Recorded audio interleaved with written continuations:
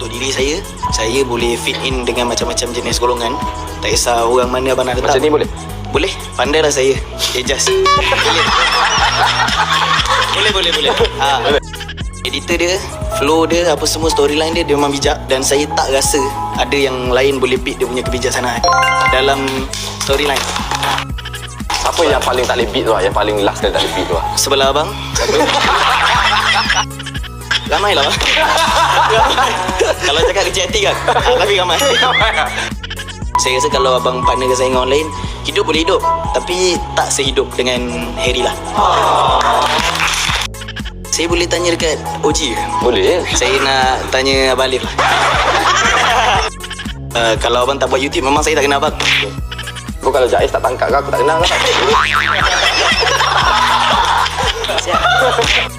Apa yang Abang Alif akan buat dengan live abang sendiri untuk kekal relevan dalam otak masyarakat Malaysia? Aku akan collab dengan kau. Masa tu level kita dah tak sama. Harzan ni padu, dia cakap. Dia Best. Kau cakap best. Yalah. Mana dia cakap padu? Bukan macam ni. Ya ke? Siapa ada saksi siut lah? Siapa ada tu? Beh, Harzan best, beh. Betul. Gitu lah, gitu. Lagi semangat lagi. Panjang kau tarik. Harzan best. Panjang aku ingat. Kenapa kau tanya soalan-soalan itu? Kau dengki ke konten dia orang best? Aku tengok 2-3 kali. Kau dengki ke? Aku tak tengok konten kau, aku tengok konten Rizal.